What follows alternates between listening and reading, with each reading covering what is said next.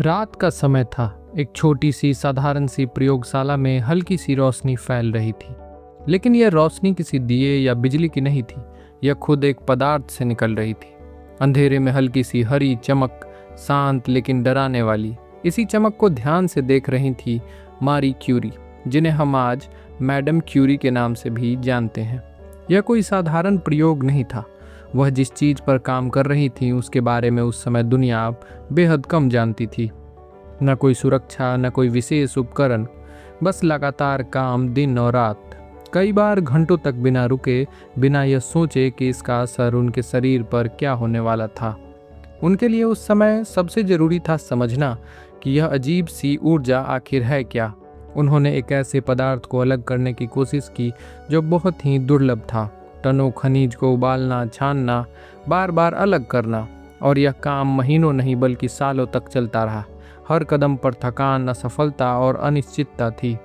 फिर भी उन्होंने रुकना नहीं सीखा। धीरे धीरे यह साफ होने लगा कि यह केवल एक नया तत्व नहीं बल्कि एक पूरी नई प्रक्रिया है। एक ऐसी शक्ति जो खुद ब खुद ऊर्जा छोड़ती है। यह खोज उस समय के विज्ञान की समझ से कहीं आगे थी। अब तक लोग मानते थे कि पदार्थ स्थिर होते हैं, लेकिन यहाँ कुछ और ही हो रहा था। इस काम के दौरान उन्होंने अपने आसपास एक अलग ही दुनिया बना ली थी, जहाँ हर चीज़ प्रयोग से जुड़ी थी। यहाँ तक कि जिस पदार्थ के साथ वो काम कर रही थी उसकी चमक उन्हें आकर्षित करने लगी थी। यह चमक सुंदर लगती थी, लेकिन उसके पीछे छुपा खतरा किसी को दिखाई नहीं देता था। समय के साथ यह खोज इतनी महत्वपूर्ण बन गई कि दुनिया भर के वैज्ञानिकों का ध्यान इस ओर जाने लगा। लेकिन इस सफ़र की शुरुआत बेहद साधारण और शांत थी। एक महिला, एक छोटी सी प्रयोगशाला और एक सवाल जिसका जवाब किसी के पास नहीं था। धीरे धीरे उनके काम ने यह साबित किया कि प्रकृति के अंदर ऐसी शक्तियाँ छुपी हैं जिन्हें अभी तक समझा ही नहीं गया। यह केवल एक वैज्ञानिक की उपलब्धि भर नहीं है, बल्कि यह सोचने का तरीका बदलने वाली घटना थी। लेकिन इस कहानी का एक और पहलू भी था। जिस ऊर्जा को वह समझने की कोशिश कर रही थी वही धीरे धीरे उनके जीवन का हिस्सा भी बनती जा रही थी, और बिन बताए, बिना देखे अपना असर भी छोड़ रही थी। यह कहानी केवल एक खोज की नहीं है, यह उस जिद की कहानी है जिसमें एक इंसान को अपने सवालों का जवाब पाने के लिए हर सीमा पार करना होता है।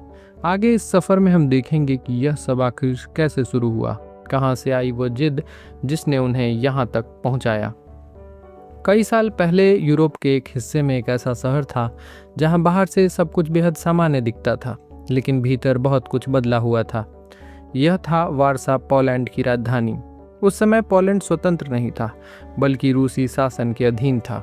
यही वह जगह थी जहाँ जन्म हुआ मैडम क्यूरी का, जिनका असली नाम था मारिया स्कोल्डोवास्का। बचपन से ही उनके आसपास माहौल आसान नहीं था। स्कूल में पढ़ाई तो होती थी, लेकिन उस पर सख्त नियंत्रण था। बच्चों को अपनी भाषा और संस्कृति से दूर किया जा रहा था। खासकर लड़कियों के लिए शिक्षा के रास्ते और भी सीमित थे। उनसे उम्मीद की जाती थी कि वे घर तक ही सीमित रहें। लेकिन मारिया अलग थी। उनके अंदर एक जिज्ञासा थी जो हर चीज़ को समझना चाहती थी। उनके पिता विज्ञान और गणित के शिक्षक थे और घरों में किताबों का माहौल था।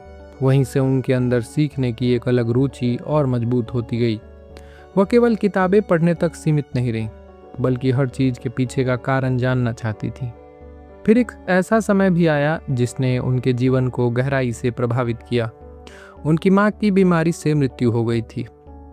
यह घटना उनके लिए बहुत बड़ा झटका थी। घर की जिम्मेदारियां बढ़ गई और आर्थिक स्थिति भी कमज़ोर होने लगी। अब हालात ऐसे थे कि पढ़ाई जारी रखना भी एक चुनौती थी, लेकिन उन्होंने इसे अपनी कमजोरी नहीं बनने दिया। उन्होंने यह तय किया कि चाहे जितनी भी कठिनाइयां आएं, वो सीखना नहीं छोड़ेंगी। समाज की सीमाएं, आर्थिक परेशानियां और व्यक्तिगत दुख, इन सब के बीच उनकी सोच साफ थी। उन्हें पता था कि अगर उन्हें कुछ अलग करना है तो उन्हें इन सब के खिलाफ खड़ा होना पड़ेगा। धीरे धीरे उनके अंदर एक मजबूत इरादा बन चुका था। वो समझ चुकी थी कि ज्ञान ही वो रास्ता है जो उन्हें इन परिस्थितियों से बाहर निकाल सकता है।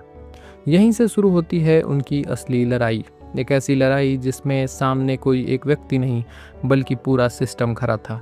आगे हम देखेंगे कि उन्होंने इन सीमाओं को कैसे तोड़ा और अपने लिए एक नया रास्ता कैसे बनाया। हालात ऐसे थे कि खुलकर पढ़ना संभव नहीं था, लेकिन सीखने की इच्छा रुकने वाली नहीं थी। मैडम क्यूरी ने वही रास्ता चुना जो आसान नहीं था, छुपकर पढ़ाई का। वारसा में एक गुप्त व्यवस्था चलती थी जिसमें विद्यार्थी छुपकर पढ़ा करते थे और इसे फ्लाइंग यूनिवर्सिटी भी कहा जाता था। यहाँ बिना किसी आधिकारिक अनुमति के अलग अलग जगहों पर छात्रों को इकट्ठा करके पढ़ाया जाता था। यह केवल शिक्षा नहीं थी बल्कि एक तरह का विरोध भी था।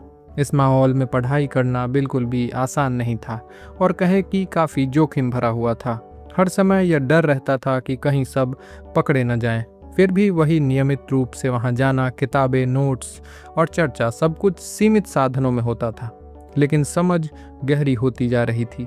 विज्ञान और गणित उनके लिए सिर्फ विषय नहीं थे बल्कि सोचने का तरीका बनते जा रहे थे। इसी दौरान एक और चुनौती सामने आई जो थी आर्थिक स्थिति की। आगे पढ़ने के लिए उन्हें विदेश जाना जरूरी लगने लगा था, खासकर पेरिस, जहां बेहतर अवसर मौजूद थे। लेकिन घर की स्थिति ऐसी नहीं थी कि तुरंत यह संभव हो सके। तब उन्होंने अपनी बहन के साथ एक योजना बनाई। पहले बहन पढ़ाई करेंगी, उसके लिए उन्हें खर्च जुटाने का जिम्मा उन्होंने खुद लिया था। बाद में वही बहन उन्हें आगे बढ़ने में मदद करेंगी। इस निर्णय के बाद उनका जीवन बदल गया था। उन्हें पढ़ाई के साथ काम भी करना पड़ा। उन्होंने एक गवर्नेंस के रूप में काम शुरू किया, दूसरों के बच्चे को पढ़ाना, घर के काम देखना और उसी के साथ अपने लिए समय निकालना। यह काम बिल्कुल भी आसान नहीं था। कई बार उन्हें ऐसे माहौल में रहना पड़ता था जहां उन्हें अपने ही सपनों को पीछे रखना पड़ा। फिर भी उन्होंने पढ़ना नहीं छोड़ा।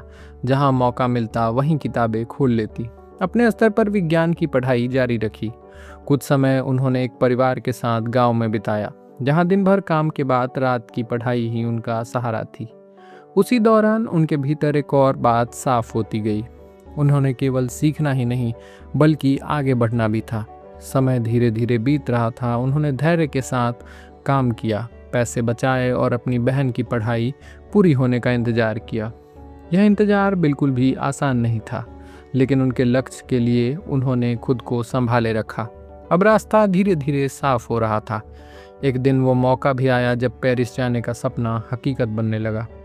उनके सामने एक नई दुनिया खुलने वाली थी, एक ऐसा शहर जहां उन्हें खुलकर पढ़ने, समझने और आगे बढ़ने के अवसर मिलने वाले थे। पेरिस पहुंचते ही सब कुछ बदल गया था। ये वही शहर था जिसका सपना उन्होंने वर्षों तक देखा था, लेकिन हकीकत उस सपने से कहीं ज़्यादा कठिन थी। मारी क्यूरी अब एक नए देश में थी, नई भाषा, नया माहौल और सबसे बड़ी बात एक अनोखा या फिर कहें अलग तरह का अकेलापन। उन्होंने सोरबोन यूनिवर्सिटी में दाखिला लिया। यहाँ पढ़ाई का स्तर बेहद ऊंचा था और प्रतियोगिता भी, लेकिन उनके सामने सबसे बड़ी चुनौती पढ़ाई की नहीं बल्कि जीवन जीने की थी। उनके पास पैसे तो कम थे ही, वो एक ठंडे छोटे से कमरे में रहती थी जहाँ सर्दियों में ठंड से बचना भी मुश्किल हो रहा था। कई बार ऐसा होता कि उनके पास खाने के लिए भी पर्याप्त पैसे नहीं थे। वह दिन में एक बार ही खाना खाती और कई बार तो वो भी नहीं। लेकिन इन सब के बावजूद उन्होंने अपनी पढ़ाई पर फोकस बनाए रखा। वो घंटों तक लाइब्रेरी में बैठती, नोट्स बनाती और हर विषय को गहराई से समझने की कोशिश करती। उनका दिन बहुत कठिन होता था। सुबह से पढ़ाई, फिर खुद से अभ्यास और फिर देर रात तक दोहराना। वो केवल पास होने के लिए नहीं पढ़ रही थी बल्कि अपने आप को साबित भी करना चाहती थी। धीरे धीरे उनकी मेहनत रंग दिखाने लगी। उन्होंने भौतिकी में पहला स्थान प्राप्त किया, जो उनके लिए एक बड़ा कदम था। लेकिन यह सफलता बिना संघर्ष के नहीं आई थी। कई बार शरीर साथ नहीं देता, कमजोरी, थकान और अकेलापन, सब कुछ एक साथ हो रहा था। फिर भी उन्होंने हार नहीं मानी। उनके अंदर एक साफ लक्ष्य था और वही उन्हें आगे बढ़ने की ताकत भी दे रहा था। पेरिस में रहते हुए उनका नज़रिया बदलने लगा था। अब वो केवल एक छात्रा भर नहीं थी बल्कि उनके अंदर एक नई सोच विकसित हो रही थी। वो चीज़ों को अलग तरीके से देखने लगी। सवाल पूछना, कारण समझना और हर बात को गहराई से समझाना, यह सब अब उनकी आदत का हिस्सा बन चुके थे। धीरे धीरे उन्होंने यह महसूस किया कि उनका असली रास्ता केवल पढ़ाई तक सीमित नहीं है। उनके अंदर कुछ नया खोजने की इच्छा जाग रही थी। वो प्रयोगशाला की तरह आकर्षित होने लगी थी, जहाँ असली विज्ञान था, जहाँ सवालों के जवाब किताबों में नहीं बल्कि प्रयोगों में थे।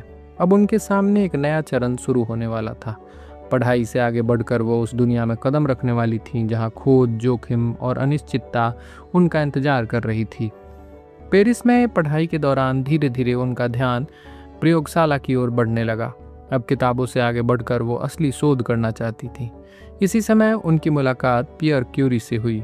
यह मुलाकात साधारण थी, लेकिन आगे चलकर यही उनके जीवन का सबसे महत्वपूर्ण मोड़ बन गई। पियर क्यूरी पहले से ही एक स्थापित वैज्ञानिक थे। उनका स्वभाव शांत था और उनका पूरा ध्यान अपने काम पर रहता था।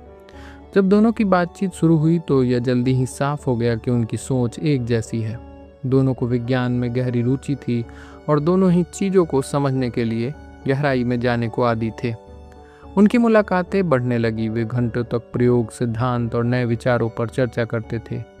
यह बातचीत केवल जानकारी तक सीमित नहीं थी, बल्कि एक दूसरे की सोच को समझने का माध्यम बन गई थी। मैडम क्यूरी को पियरे की सरलता और उनकी ईमानदारी पसंद आई, जबकि पियरे उनके धैर्य और मेहनत से प्रभावित थे। धीरे धीरे यह रिश्ता एक साझेदारी में बदलने लगा। दोनों ने महसूस किया कि साथ मिलकर वे ज़्यादा अच्छा काम कर सकते हैं। ये केवल भावनात्मक जुड़ाव भर नहीं था, बल्कि एक मजबूत वैज्ञानिक संबंध भी था। कुछ समय बाद दोनों ने विवाह का निर्णय लिया। यह कोई भव्य आयोजन नहीं था। उन्होंने सादगी को चुना और अपने जीवन को एक दिशा में आगे लगाने का फैसला किया, और वो था विज्ञान। उनके लिए रिश्ता किसी परंपरा से ज़्यादा एक साझेदारी जैसा था, जिसमें दोनों का लक्ष्य स्पष्ट दिख रहा था। विवाह के बाद उन्होंने एक साथ काम करना शुरू किया। उनकी प्रयोगशाला साधारण थी। ये वहाँ आधुनिक सुविधाएं तो नहीं थी, लेकिन उनके पास एक चीज़ थी, और वो थी लगन। वो घंटों तक काम करते, प्रयोग करते और हर परिणाम को ध्यान से समझते। कई बार उन्हें सफलता मिलती, लेकिन वे उसे रुकने का कारण नहीं बनने देते। उनके काम का तरीका भी अलग था। वह हर छोटी चीज़ पर ध्यान देते, एक ही प्रयोग को कई बार दोहराते ताकि परिणाम पूरी तरह स्पष्ट हो सके। यह धैर्य ही उनकी सबसे बड़ी ताकत बन गया था। धीरे धीरे उनका काम एक दिशा में जाने लगा था। अब वो ऐसे सवालों पर काम कर रहे थे जिनका जवाब उस समय विज्ञान के पास नहीं था। यह रास्ता आसान नहीं था, लेकिन दोनों को यही चुनौती पसंद थी।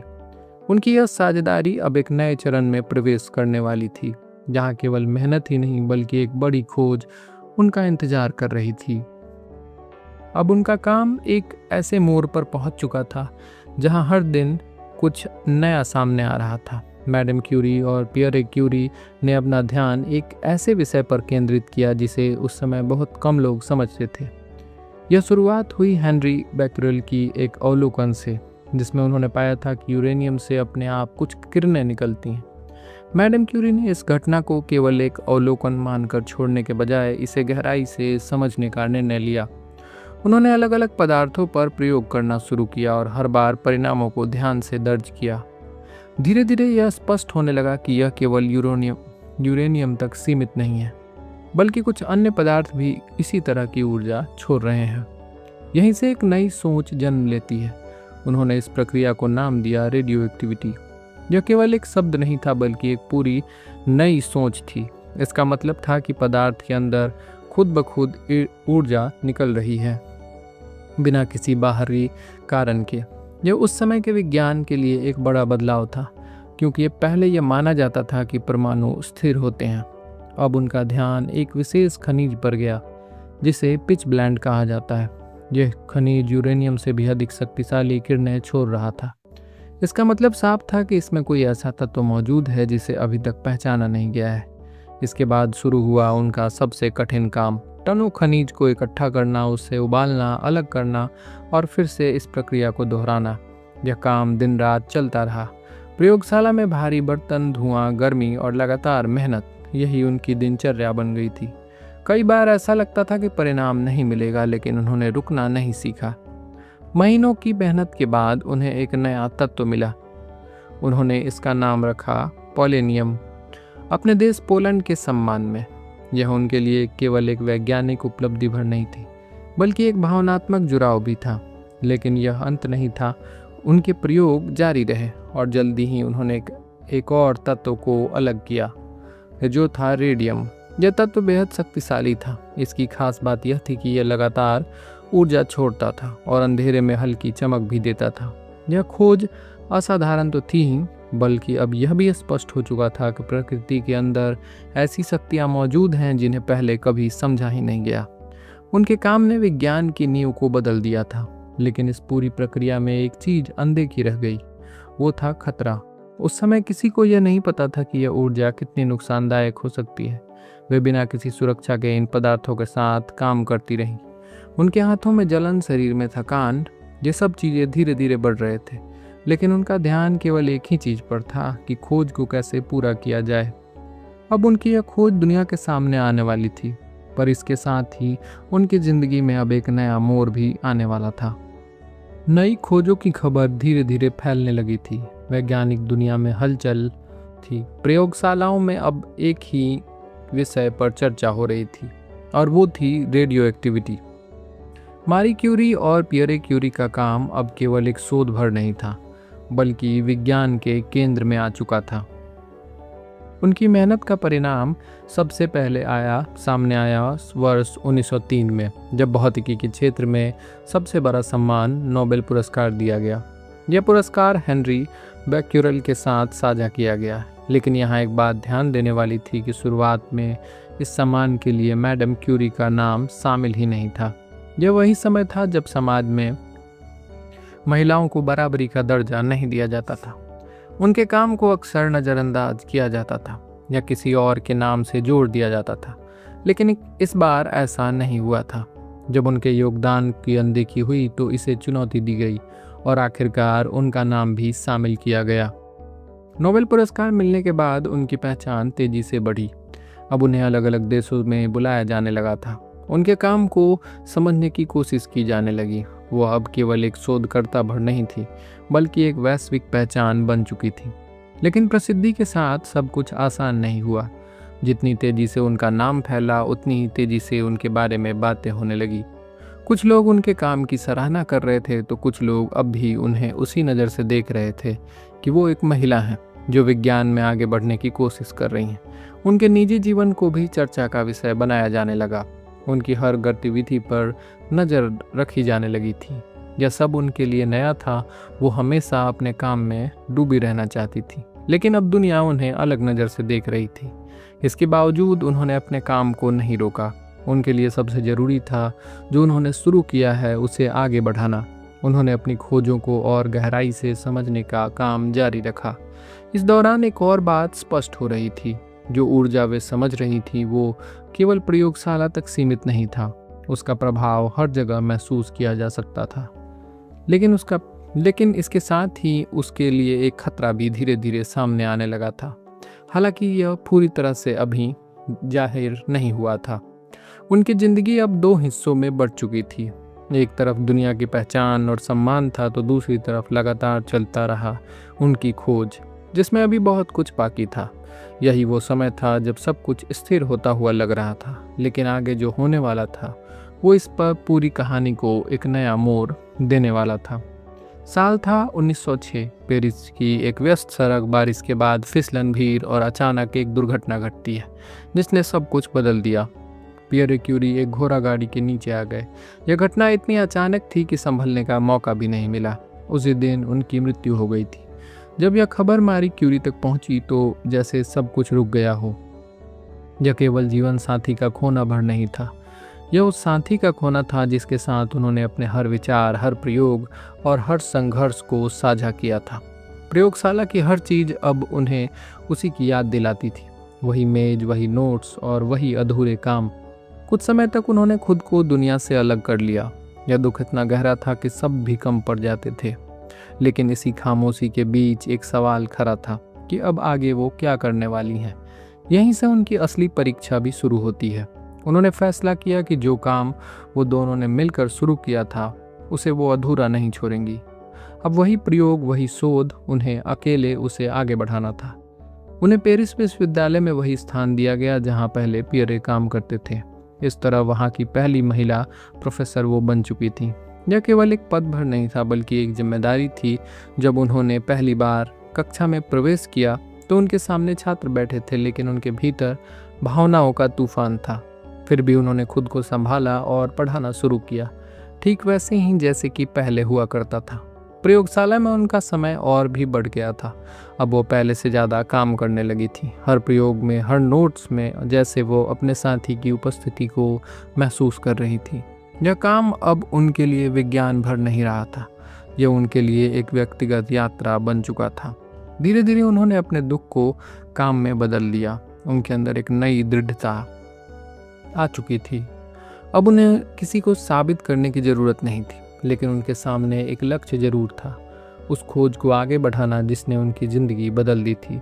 इस दौरान उन्होंने रेडियो एक्टिविटी तत्वों पर अपना काम जारी रखा। उन्होंने उन्हें और शुद्ध रूप में अलग करने की कोशिश की, उनके गुणों को समझना और उनके उपयोगों के बारे में सोचना का काम शुरू किया। यह काम बिल्कुल भी आसान नहीं था, लेकिन अब रुकना उनके लिए संभव भी नहीं था। दुनिया उन्हें अब एक अलग नज़र से देख रही थी। कुछ लोग उनकी ताकत की तारीफ कर रहे थे, तो कुछ अब भी सवाल उठा रहे थे, लेकिन उन्होंने इन सब को पीछे छोड़ अपने जीवन में आगे बढ़ने का फैसला किया। उनका जीवन अब पूरी तरह तो बदल ही चुका था। एक समय जो सफ़र दो लोगों का था, अब वो अकेले आगे बढ़ रहा था। लेकिन इस अकेलेपन में भी उन्होंने खुद को कमज़ोर नहीं होने दिया। अब यह कहानी एक नए मोड़ पर पहुंच रही थी, जहां दुख, संघर्ष और जिद मिलकर कुछ और नया ही बनाने वाले थे। अकेलेपन के बीच काम जारी रखकर मैडम क्यूरी आगे बढ़ रही थी। प्रयोगशाला फिर से सक्रिय था, लेकिन अब हर कदम पहले से ज़्यादा कठिन था। मैडम क्यूरी ने अपने शोध को और गहराई से आगे बढ़ाया।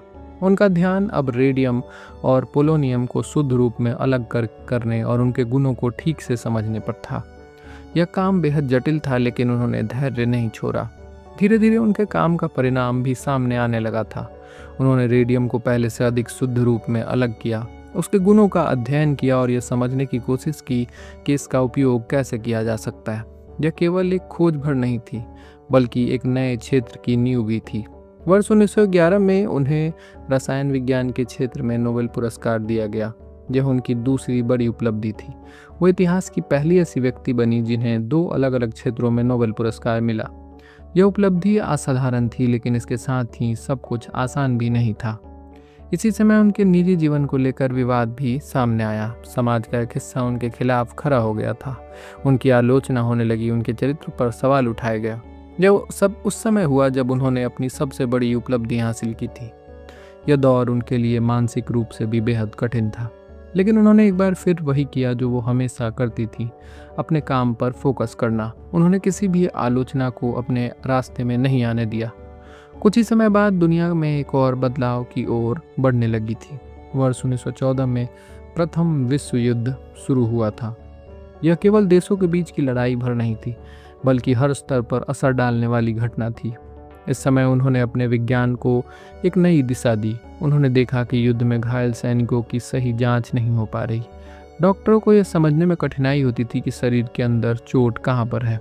इसी समस्या का समाधान निकालते हुए उन्होंने मोबाइल एक्सरे यूनिट तैयार की।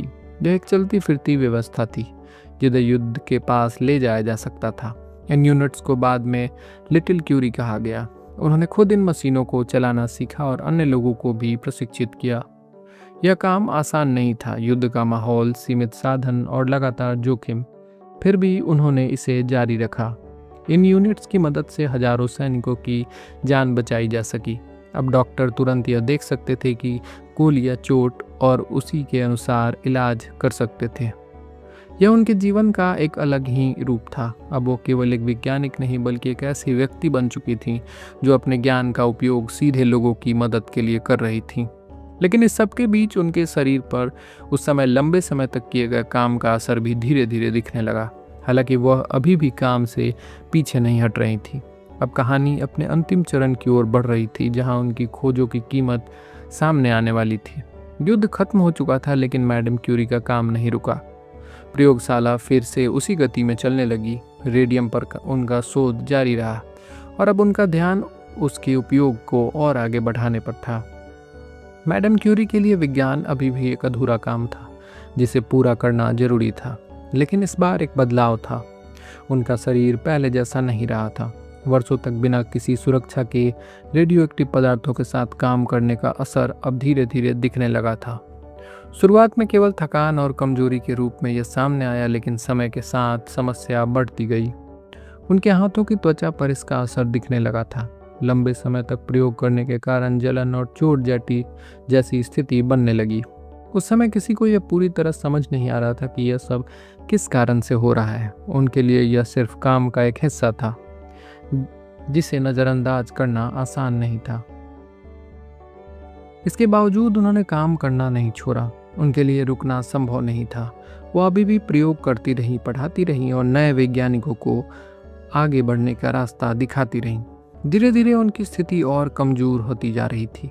शरीर अब पहले जैसा साथ नहीं दे रहा था, लेकिन उनका मन अब भी उतना ही मजबूत था। उन्होंने अपने जीवन का हर हिस्सा विज्ञान को समर्पित कर दिया था और अब भी वही उनकी प्राथमिकता थी। समय के साथ यह साफ हो गया कि यह केवल सामान्य थकान नहीं है, यह उस लंबे समय तक रेडिएशन के संपर्क में रहने का परिणाम था।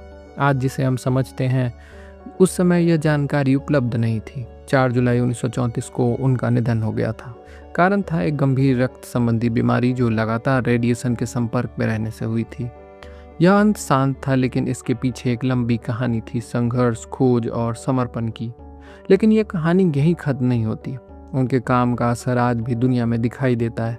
उनके द्वारा खोजे गए सिद्धांत और तत्व आज भी चिकित्सा और विज्ञान में उपयोग किए जा रहे हैं। पेरिस में स्थापित क्यूरी संस्थान आज भी शोध का एक नया महत्वपूर्ण केंद्र है। यहाँ नए नए वैज्ञानिक काम कर रहे हैं और उसी दिशा में आगे बढ़ रहे हैं जिसे उन्होंने शुरू किया था। उनका यह जीवन दिखाता है कि एक व्यक्ति की मेहनत और जिज्ञासा कितनी दूर तक जा सकती है। उन्होंने केवल एक खोज नहीं की थी, बल्कि एक दुनिया को एक नई दिशा दी थी। यह कहानी केवल एक वैज्ञानिक की नहीं है, यह उस सब सफ़र की कहानी है जहाँ एक सवाल से शुरू हुई कहानी और उसका जवाब पूरी दुनिया को बदल देता है।